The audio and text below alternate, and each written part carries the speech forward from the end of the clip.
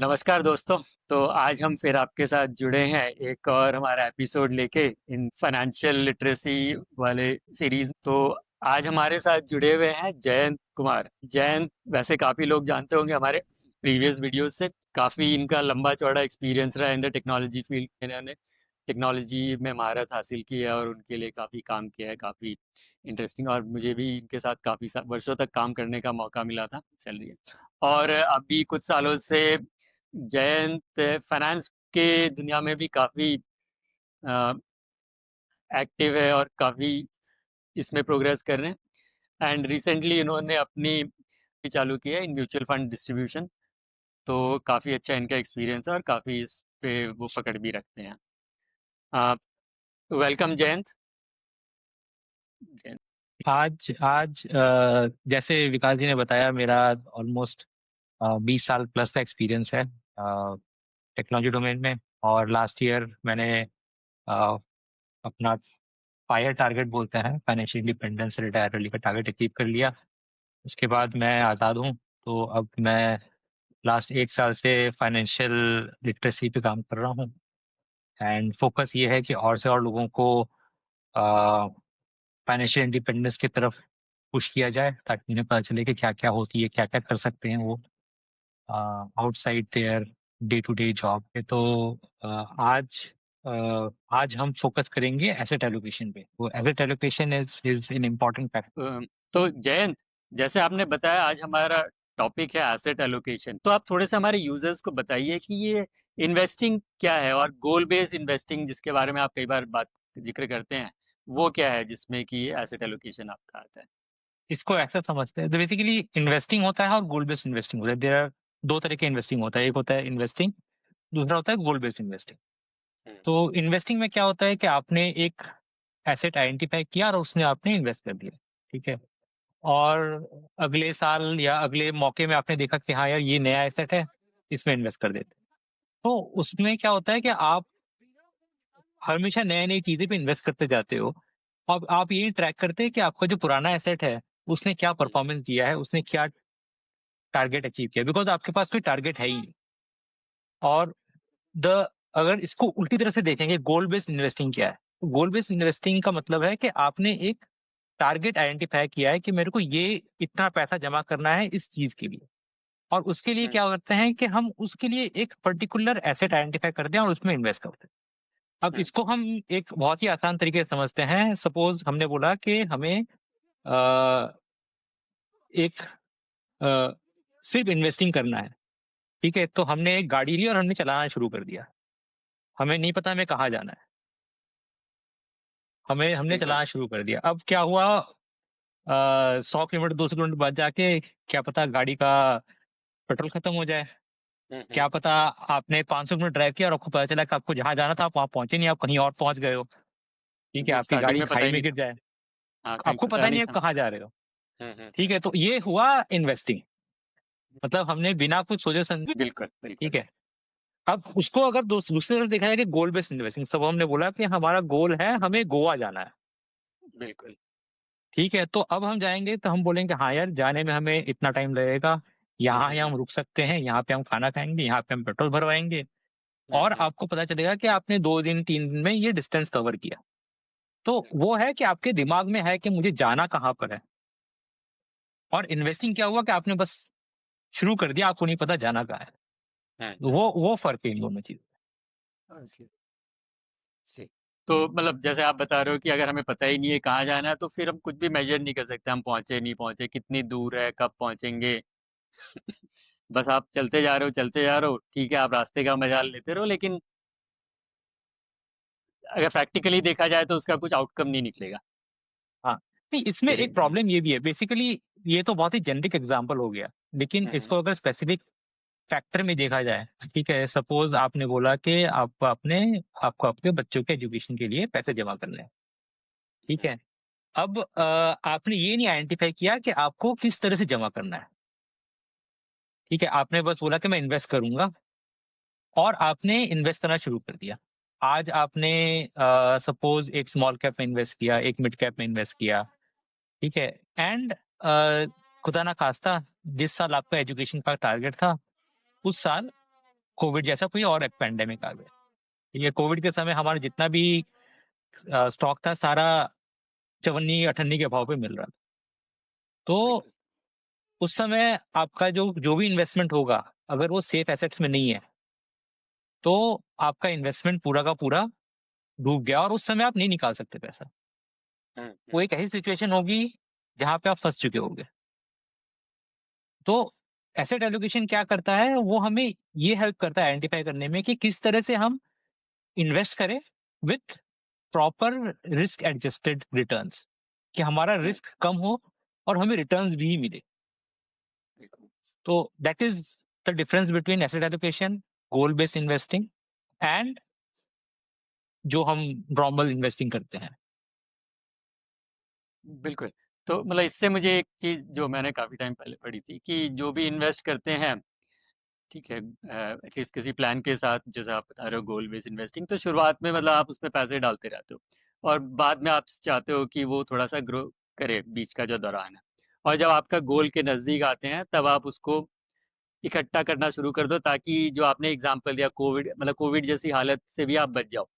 मतलब अगर हाँ, कोविड वाले हालत में आने के बाद आप सोचोगे कि मुझे अब जो मैंने इक्विटी में इन्वेस्ट किया था जो कि हाई रिस्क में था निकालें, तो वो शायद आप निकालने की स्थिति में ना रहो क्योंकि वो काफ़ी पिट चुके हैं।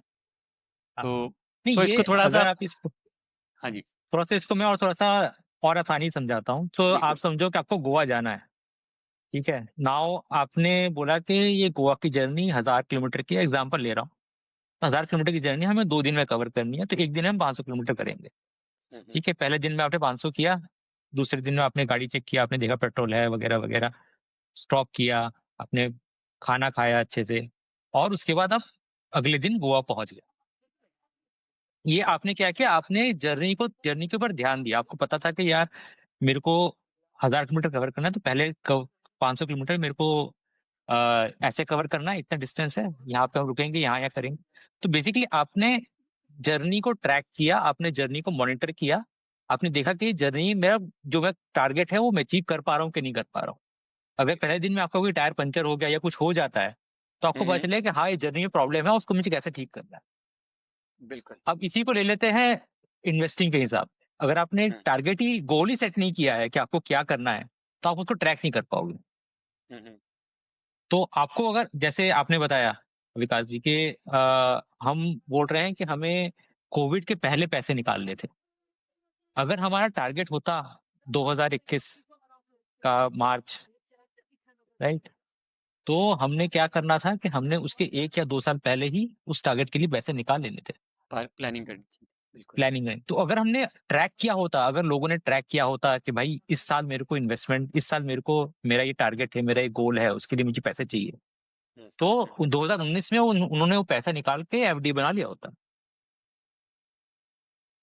बिल्कुल। ये मतलब एक बहुत ही अच्छा एग्जाम्पल है। बहुत ही पते की आप बात बोल रहे हो। होता क्या है कई बार प्रैक्टिकली कि मान लीजिए 2000 अभी 19 चल रहे हैं, ठीक है ना, तो मार्केट तो काफ़ी अच्छे स्थिति में चल रहे थे। उस टाइम लोगों के लालच आ जाता है कि चलो ठीक है, अपना गोल तो है ही लेकिन अभी बढ़िया कर रहा है, तो ऐसे रहने देते हैं, 6 महीने रहने देते हैं, और वो 6 महीने करते करते कब 2021 आ गया, और फिर वो हाँ, मतलब वो लालच उन्हें काफ़ी, तो जो आप बता रहे महंगा। हो वो मतलब अगर अच्छे से प्लानिंग नहीं हो और उस प्लानिंग पे आप फिर उस पे स्टिक नहीं करो, उस प्लान पे आप अगर चलो नहीं, तो भी मतलब काफ़ी आप मुश्किल में फंस सकते हो। तो ये मतलब बिल्कुल आपने बताया कि ये एटलीस्ट सोचने वाली बात है कि अगर आपने प्लान किया होता और उस प्लान को आप to the T, letter T जो कहते हैं, टू द फॉलो नहीं करोगे, तो वो प्लान फिर प्लान नहीं रहा आपका। प्लानिंग कर रहे थे। तो ये तो आपने एक एग्जांपल दिया, जैसे एग्जांपल ट्रैवल का, तो चलो ट्रैवल में हम एक ही डेस्टिनेशन हो सकता है एट ए टाइम कि ठीक है हम गोवा जाएंगे, अगर वहां से आगे कहीं जाना है तो ठीक है, वो बात की बात है। बट रियल लाइफ में हमारे इन्वेस्टमेंट के कई साथ प्लान हो सकते हैं, अलग अलग हो सकते हैं। जैसे आपने ये बताया कि बच्चों की पढ़ाई के लिए ये कर रहा था, दूसरा हो सकता है मान लो किसी को घर बनाना है, तो घर के डाउन पेमेंट के लिए या किसी और के लिए, तो दो प्लान हो सकते हैं। हो सकता है सेम टाइम पे, हो सकता है एक आध साल आगे पीछे हो, कोई 2021 में हो, कोई 2023 में हो सकता है। किसी का और तीसरा प्लान हो सकता है, मान लीजिए खुद अपने लिए कि अ, अभी जैसे 2025 चल रहा है तो 2026 में कहीं घूमने जाएंगे। वेकेशन का। तो इस तरह से जब मल्टीपल प्लान्स आते हैं, तो ये वाले जो आप बता रहे हो, इसमें मतलब ऑब्वियसली मतलब सुनने में, मुझे तो मतलब सोचने में ही थोड़ा सा कॉम्प्लिकेटेड लग रहा है। तो और आपकी मतलब मुस्कुराहट से मुझे पता चल गया, तो इसको फिर कैसे कैसे लोग समझते हैं, कैसे सोचते हैं इसके बारे में, और तो क्या इसका मतलब कोई सोल्यूशन है भी? हाँ, तो बेसिकली अभी तक मैंने जितने भी लोगों से बात की है, और मेरा मेरा मेन काम भी यही है, क्योंकि मैं ऐसी प्लानिंग बनाता हूँ। और जितने भी लोगों से मैंने बात की है, सब पहली गलती तो ये करते हैं कि वो सिर्फ दिमाग में प्लान बनाते हैं। तो बेसिकली ये चीज़ एक बहुत बड़ी मिस्टेक है, क्योंकि आप दिमाग में जो चीज़ बनाते हो, आप लिख के नहीं बनाते हो उस चीज़ को, वो फिर दिमाग में रहता है और वो उसका परसेप्शन अलग हो जाता है। आपने क्या सोचा और क्या निकलेगा बाहर, वो अलग-अलग होता है। तो बिल्कुल। पहली बात तो ये है कि जो भी आपके प्लान्स हैं, आपने बोला कि एजुकेशन का प्लान है, शादी का प्लान है, या आप बोल रहे हो कि घूमने का प्लान है, गाड़ी खरीदने का प्लान है, घर खरीदने का प्लान है। उस प्लान को एक शीट पे डालो, एक एक्सेल शीट पे डालो, एक उसका लिखो कि भाई मेरे को ये करना है, ये टारगेट डेट्स हैं, और इसके लिए मुझे कितना पैसा चाहिए। ठीक है? एक बार आपने वो लिख लिया, तो आपको आपके दिमाग को लगेगा कि हाँ, ये चीज़ें हैं, इसमें से कौन-सी ज़्यादा इम्पोर्टेंट है। क्योंकि हम जो एसेट में हमारे पास बहुत सारी चीज़ें हैं, हमारे पास गोल्ड है, हमारे पास रियल एस्टेट है, हमारे पास इक्विटी है, ठीक है? हमारे पास इक्विटी में छोटे-छोटे पार्ट्स हैं, ये इक्विटी में हमारे पास large cap, small cap, mid cap है, डेब्ट है हमारे पास बॉन्ड्स है, डेब्ट में भी अलग-अलग एसेट्स होते हैं, सब एसेट्स होते हैं, ठीक है? हमारे पास क्रिप्टो है, क्रिप्टो करेंसी भी लोग यूज़ करते हैं, लोग कमोडिटीज़ भी यूज़ करते हैं एसेट के लिए।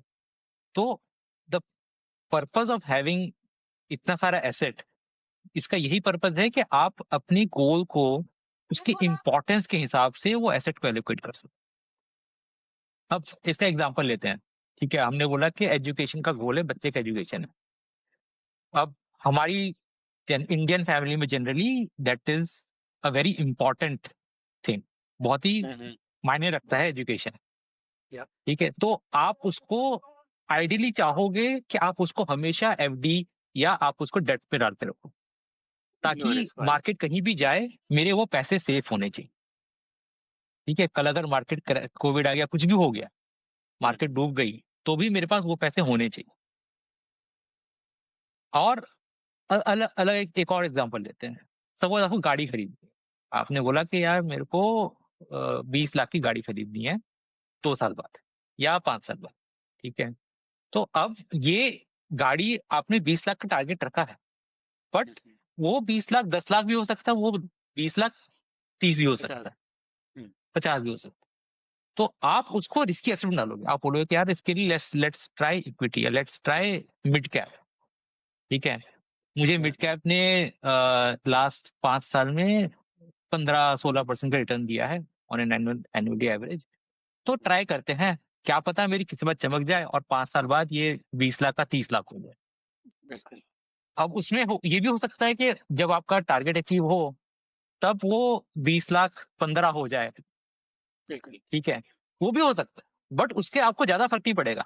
आपको बड़ी गाड़ी नहीं, छोटी गाड़ी ले सकते हो, या आप उसको डिले भी कर सकते हो। 2 साल बाद ले लेंगे क्या? हाँ, तो आपका जो एसेट एलोकेशन है, वो कितना इम्पोर्टेंट है, बेस्ड ऑन द इम्पोर्टेंस के किस चीज के लिए कर रहे हो आप, किस गोल के लिए आप टारगेट कर रहे हो। बिल्कुल अब बिल्कुल। वैकेशन वाला गोल है, वैकेशन आपने बोला कि मुझे लेना है, बट आप नहीं लो तो भी चलेगा, हाँ।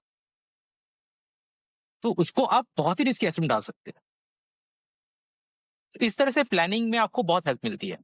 अगर आपने लिस्ट डाउन कर लिया, आपने बोला कि यार ये इंपॉर्टेंट है, ये इंपॉर्टेंट है, ये इंपॉर्टेंट, ये कम इंपॉर्टेंट, ये बहुत कम इंपॉर्टेंट, तो उसके अनुसार आपने डिसाइड किया कि इसको यहाँ पे एलोकेट कर सकते हैं, इसको यहाँ पे एलोकेट कर सकते हैं, और इसको यहाँ पे एलोकेट कर सकते हैं। अब इसमें ड्यूरेशन भी बहुत इंपॉर्टेंट गेम प्ले करता है। अगर आपके बच्चे का एजुकेशन 10 साल 15 साल बाद है, तो आप उसमें रिस्क ले सकते हो। शुरुआत बहुत के रिस्क तो सालों में। नहीं, हाँ। हाँ, बहुत रिस्क तो नहीं लोगे, पर आप फिर भी रिस्क ले सकते हो। आप बोलोगे कि डेट पे नहीं, मैं थोड़ा सा हाइब्रिड में चाहता हूँ, 50% इक्विटी, 50% डेप्ट, 10 साल तक कुछ ना कुछ तो दे देगा मेरे को। बिल्कुल बिल्कुल।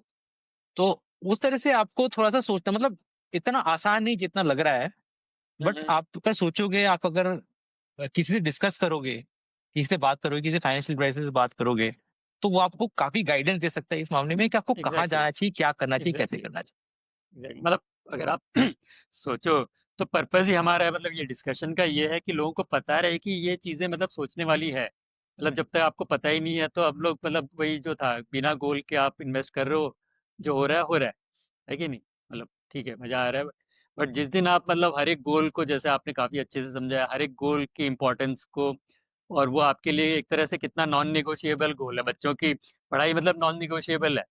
आप मतलब उसमें ही नहीं सोच सकते कि नहीं ठीक है, मेरा बच्चा मतलब नहीं पढ़ा, कुछ और करेगा, तो मतलब वो एक अलग हो गया। गाड़ी आए नहीं आए ठीक है, मतलब 20 की जगह 15 लाख वाली आ जाए, या साल भर बाद आ जाए, या 2 साल बाद, या ना भी आए तो ठीक है, मतलब उतनी ज़्यादा टेंशन नहीं होगी।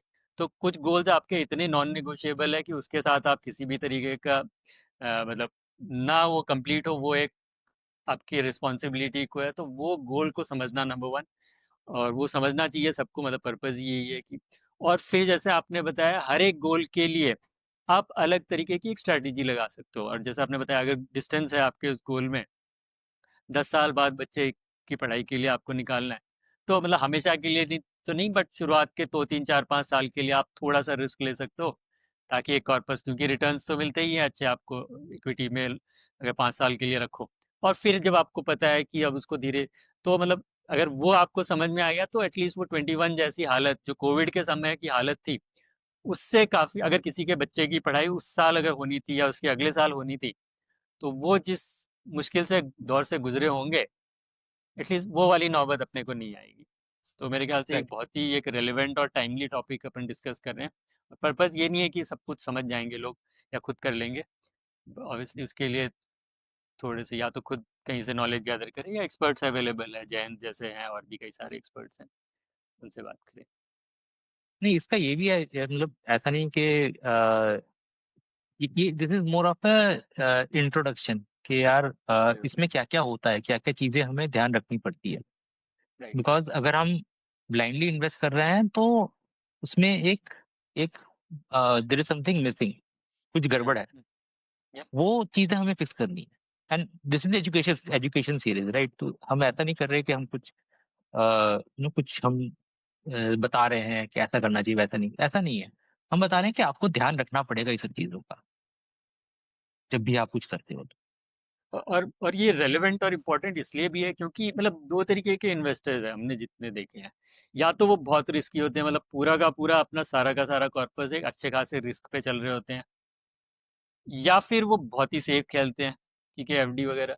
तो जो बहुत रिस्क लेते हैं उनका तो मतलब वो लॉटरी वाली है बात, कि अगर हो गया तो सारे गोल्स हो जाएंगे अच्छे से, और काफ़ी अच्छे से अचीव हो जाएंगे, नहीं हुआ तो मुश्किल पड़ जाएगी। और जो बहुत ही सेफ चल रहे होते हैं, मतलब गोल्स तो वो भी अचीव करते हैं, लेकिन वो जितना मतलब अचीव कर सकते थे, जितने अच्छे कॉलेज में लेट्स से बच्चों को भेज सकते थे, वो प्लानिंग ना होने की वजह से वो सब नहीं हो पाता है।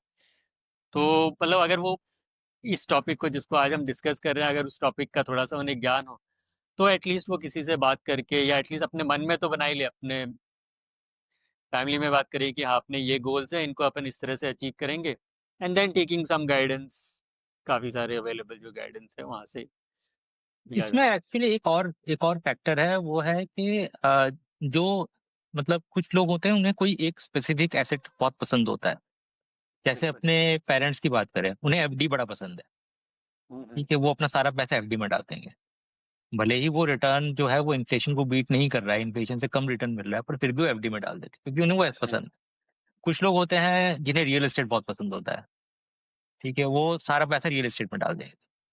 अब इसका कुछ लोग ऐसे होते हैं जो जैसे आपने कहा रिस्क वाले, वो सारा पैसा क्रिप्टो में डाल देंगे, उन्हें क्रिप्टो पसंद है। हम्म। हम्म। इसमें क्या होता है ना कि वो बोलते हैं ना all eggs in one basket वाला सिचुएशन आ जाता है कि आपने सारे बिल्कुल। अंडे अपने एक ही बस्ते में डाल दिया, वो बस्ता गया तो सारे अंडे गए। राइट। तो अब जैसे क्रिप्टो का एग्जांपल ले लें, crypto is always dicey currency, ठीक है? और काफी गवर्नमेंट ने काफी सारे उसमें रेस्ट्रिक्शन लगा रखे हैं, और अब उस पे टैक्स भी ज्यादा लग रहा है। और क्या पता, मतलब कुछ कह नहीं सकते हैं, बट क्या पता फ्यूचर में कोई कंट्री ने उसे बैन कर दिया। बिल्कुल। ये भी हो सकता है। क्यों नहीं हो सकता, क्योंकि काफी सारा रॉन्ग एक्टिविटीज क्रिप्टो प्रमोट करता है। तो उस सिचुएशन में अगर आपका सारा ऐसे क्रिप्टो में है तो क्या होगा, ये सोचने वाली बात है। तो वही है। आइडेंटिफाइंग ऑल द एसेट्स और कहाँ-कहाँ किस-किस चीज़ में कैसे इन्वेस्ट करना है वो बहुत ज़रूरी है। हम्म, और मतलब जैसे इसमें एक चीज और मैं भी अपनी ऐड करना चाहूंगा कि कई बार लोग सोचते हैं कि एफडी मतलब बहुत ही सेफ है। अगर मतलब वो एक मिथ की तरह है, क्योंकि वो मतलब देखने में आपको सेफ लग रहा है क्योंकि आपको पता है 7% रिटर्न दे रहा है। बट अगर आपका इन्फ्लेशन ही 7% हो गया तो मतलब वहां पे नंबर्स के टर्म में सिर्फ अगर उसको एब्सोल्यूट टर्म्स में देखो तो वो सेफ है। बट क्या उसका बाइंग पावर आपका प्रिजर्व हो रहा है? तो ऑब्वियसली नहीं हो रहा है। तो कल को आप जो प्लान कर रहे हो बच्चे की पढ़ाई के लिए, आप आज के हिसाब से सोच लो, चलो इस कॉलेज में भेज रहे हैं अपने को, कल 20 लाख रुपए चाहिएंगे या 10 लाख रुपए या 20 लाख रुपए चाहिएंगे। बट अगर वो इन्फ्लेशन इतना हाई हो गया तो वो आज के हिसाब से आप 20 लाख सोच रहे हो ना कुछ करके, हो सकता है उस टाइम वो 30 लाख का हो जाए। तो प्रॉपर एसेट एलोकेशन मेरे ख्याल से हर एक केस में थोड़ा सा आपको जरूरी रहेगा। और कब उसको फिर रिस्क को डी रिस्क करना है, एफडी में मूव करके या जो और भी सेव इंस्ट्रूमेंट्स है उन पे मूव करके।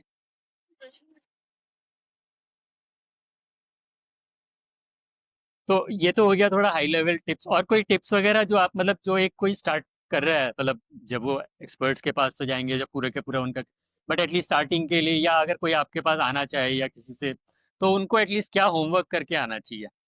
मतलब आप आते ही उनको मतलब 5-7 सवाल पूछोगे या कुछ पूछते हैं, तो वो अगर वो पहले से करके आए, एटलीस्ट वो सोचने लगे, तब उन्हें खुद रियलाइज हो जाएगा कि अब हमें मतलब हेल्प की जरूरत है और अपन किसी के पास चलते हैं या किसी तरीके से वो हेल्प लेते हैं। नहीं, तो वो पहली सबसे स्टार्टिंग के लिए। इम्पोर्टेंट चीज़ तो हाँ। हाँ जी, सबसे इम्पोर्टेंट चीज़ क्या है कि आपको पहले लिखना है। आपको अपना लिखना है कि ये चीज़ें, क्योंकि लोग क्या करते हैं, वो लिखते नहीं है पहली बात। वो दिमाग में घुमाते रहते हैं कि हाँ, मेरे को इतने इस बच्चे के लिए इतना पैसा चाहिए, ये पैसा यहाँ डाला हुआ है। तो वो लिखने से पहली बात की बहुत क्लैरिटी रहती है कि ये लिखना, लिख के हम बनाएँ, बिकॉज़ फाइनेंशियल को हम इतना इम्पोर्टेंस नहीं देते हैं लाइफ में, जबकि वो बहुत इम्पोर्टेंट है हमारे लिए। पैसे हमारे लिए बहुत ज़रूरी है, पर हम उसको ड्यू ग्रेविटी नहीं देते हैं, तो वो देना बहुत ज़रूरी है। और एक बार ये करने के बाद देन आप उसको आप फिगर आउट करो कि कौन-कौन से एसेट्स में आपको प्रेफ़रेबल है, आपको कहाँ डालना प्रेफ़रेबल है, और कैसे-कैसे आपको इन्वेस्ट करना चाहिए, क्या आप कितना रिस्क ले सकते हो, आपकी रिस्क एपेटाइट कैसी है। ठीक है, कुछ लोगों को ऐसा होता है कि भाई मैं ज़्यादा रिस्क नहीं ले सकता। कुछ लोगों को होता है कि मैं बहुत रिस्क ले सकता हूँ। बट आपको अंडरस्टैंड करना है कि किस-किस एसेट के लिए कितना रिस्क ले सकते हो, कितना आपके पास ड्यूरेशन है उस एसेट के लिए, और उसको कंटिन्यूअसली ट्रैक करना बहुत ज़रूरी है। एटलीस्ट साल में 2 बार आपको देखना है कि वो एसेट का जो आपने इन्वेस्टमेंट किया था, वो कैसा प्रोग्रेस कर रहा है। और उससे भी इम्पोर्टेंट चीज़ जो गलती मैंने की है और जो बहुत लोग करते हैं, वो है अंधाधुंध पैसा डालना, हर चीज़ में। एक ज़माने में मेरे पास 50 म्यूचुअल फंड होते थे, मेरे पास 100 से ज़्यादा स्टॉक्स होते थे। और जब मैंने लास्ट ईयर से जब मैंने देखना शुरू किया, तो मुझे समझ में आया कि भाई इसमें से मेरा कैश फ्लो निकालना बहुत मुश्किल है। तो सिम्प्लीफाई करना बहुत ज़रूरी है, कि हमने जहाँ-जहाँ पे डाला हुआ है वो सिम्प्लीफाई करना बहुत ज़रूरी है। एक चीज़ मैं ये बोलता हूँ, जनरली लोगों को एडवाइस करता हूँ कि आपके पास अगर 10 अंगुलियाँ हैं, तो आपके पास 9 से ज़्यादा एसेट नहीं होने चाहिए। ठीक है? एसेट्स। तो हाँ, तो ये 9 से ज़्यादा नहीं है, मतलब इन उँगलियों पे आप काउंट कर लो कि मेरे पास 10 और इसका और भी आसान तरीका है कि आपके जितने भी गोल्स हैं, उसके ऊपर एक से ज़्यादा एसेट नहीं होना चाहिए। एक गोल में एक एसेट। सिम्प्लीफाई मतलब आसान, सरल चीज़ रहती है, तो अब बिल्कुल उसको ट्रैक बिल्कुल, करना भी ट्रैक आसान है। करना आसान है। आपने आपने बोला कि मैं हर 6 महीने में ट्रैक करूँगा, आपने 6 महीने बाद बैठे आप उसपे, आपने देखा कि हाँ, या ये 6 चीज़ें हैं, ये 10 चीज़ें हैं, ये 9 चीज़ें हैं, इसमें क्या-क्या प्रोग्रेस हो रहा है। कोई अगर अंडर परफ़ॉर्म कर रहा है, कुछ कुछ डिफ़िकल्टी आ गई है, तो आपको उस चीज़ को बदलने में भी आसानी रहती है। बिल्कुल बिल्कुल। अगर आपको हर 6 महीने में एक बार उसको ट्रैक करना है, और अगर एसेट्स ही आपके 50-100 हो गए, 50 हो गए, फिर वो मतलब ठीक है, एक आध क्वार्टर तो, एक आध हाफ ईयर तो आप कर लोगे। बट हाँ, उसको रेगुलर रेगुलर नहीं हो करना तो पाएगा। आप उसको फिर सोचोगे कि ठीक है आज नहीं कल करते हैं, कल नहीं कल करते हैं। तो वो फिर, तो हाँ वो मैनेजेबल भी होना जरूरी है। तो मैं अगर मोटा मोटा आपका समराइज करूं, तो एक तो हो गया कि ये गोल के हिसाब से एसेट्स का चयन होना चाहिए।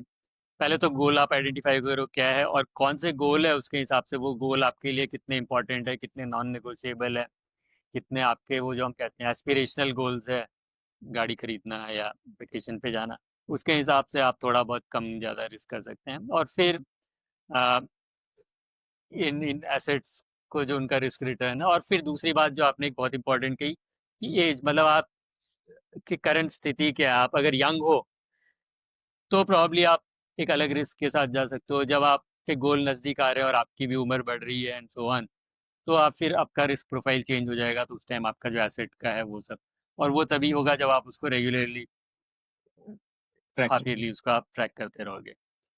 ठीक है। तो ये मेरे ख्याल से लोगों को जानना बहुत ज़रूरी है, और एटलीस्ट समझ के इसको, इसके बारे में थोड़ा सा सोचना करें। और कोई भी क्वेश्चंस वगैरह हो तो ज़रूर आप कमेंट्स वगैरह में डाल सकते हैं जयंत, और हम लोग उसको देख के करते रहेंगे। और किसी भी डिटेल्स के लिए आप जयंत से तो बातचीत कर ही रहो, इनके कॉन्टैक्ट्स वगैरह आपको डाल देंगे। एनी पार्टिंग थॉट्स जयंत, मतलब इसको और आगे अगर ले जाने के लिए, या अगर कुछ डिटेल्स वगैरह आता है तो आगे भी अपन बात कर सकते हैं। तो फाइनली आप मतलब क्या यूजर्स को कहना चाहोगे, व्यूअर्स को, कि ये पार्टिंग एसेट टॉस है। ये है कि गलतियां मत करना। गलतियों को ठीक करना बहुत महंगा पड़ जाता है। मेरे पास, मैंने जैसे बताया, मेरे पास 50 म्यूचुअल फंड्स थे, हम्म, और आज भी मैं उनको मतलब उनको कम नहीं कर पा रहा हूँ, क्योंकि कम करूंगा तो कैपिटल गेन्स टैक्स लगेगा। तो गलतियां करना बहुत महंगा पड़ता है फाइनेंशियल में। अ, उसको हिलाना डुलाना इज नॉट दैट इजी। तो गलतियों से जितना, और इसलिए इसलिए ये जरूरी है कि आप किसी फाइनेंशियल एडवाइजर से बात करें। There are lot of fee based financial advisers जो आपको पर्टिकुलर एक फिक्स्ड अमाउंट पे आपको बता देंगे कि क्या करना चाहिए, कैसे करना चाहिए। और एक बार बात करके देखने में कोई प्रॉब्लम नहीं है, कि एटलीस्ट आप समझो कि क्या ऑफर कर रहे हैं। हम इतना, मतलब हम हर चीज में स्पेंड करते हैं। हम डिनर पे स्पेंड करते हैं, हम मूवीज पे स्पेंड करते हैं, हम गाड़ियों पे स्पेंड करते हैं। तो अपनी जो फाइनेंशियल जर्नी है उस पे भी हमें स्पेंड हम्म, करना चाहिए। एंड वो हमें, मतलब ऐसा नहीं कि it will not help you, it will definitely help you to understand कि कहाँ, क्या डेस्टिनेशन और क्या जर्नी होगी हमारी। मतलब ये वही वाला एग्जांपल हो गया कि मतलब सर्जरी के टाइम पे तो फिर मतलब आप फिर लेफ्ट राइट नहीं देखते हो, जो भी हाँ, खर्चे करने होते हैं। बट अगर आप उसको प्रॉपरली टाइमली अगर कर लो तो काफ़ी कम खर्चे में आपकी आपकी जर्नी निकल सकती है। तो मतलब जैसे आप बता रहे हो कि एक टाइम के बाद मतलब वो डिसीजंस को रिवर्स करना वो ज़्यादा महंगा पड़ जाता है, बजाय उसकी आप थोड़ा सा अगर शुरुआत से ही प्लान करके, इट्स लाइक एन इंश्योरेंस, तो इफ यू पे द हम्म, इंश्योरेंस, अदरवाइज वो बाद में फिर आपको एक अच्छा खासा बिल दे के जाता है। हाँ, exactly exactly. So thank you Jayant for these thoughts and for speaking to our viewers। मेरे ख्याल से व्यूअर्स को काफ़ी ये काम आया होगा, और अगर कोई भी अगर आपको आगे के लिए टॉपिक पसंद आता है तो ज़रूर आप सजेस्ट करते रहिए। हाँ, जयंत हम लोग नहीं, आई थिंक अगर बाकी कवर कोई करते कमेंट पे कोई टॉपिक्स अगर रिकमेंड करता है तो we can also do a हैं। Video on that topic. ठीक है। Thank you Jayant, thank you viewers, and thank you Vikas. Video को लाइक एंड शेयर कीजिए।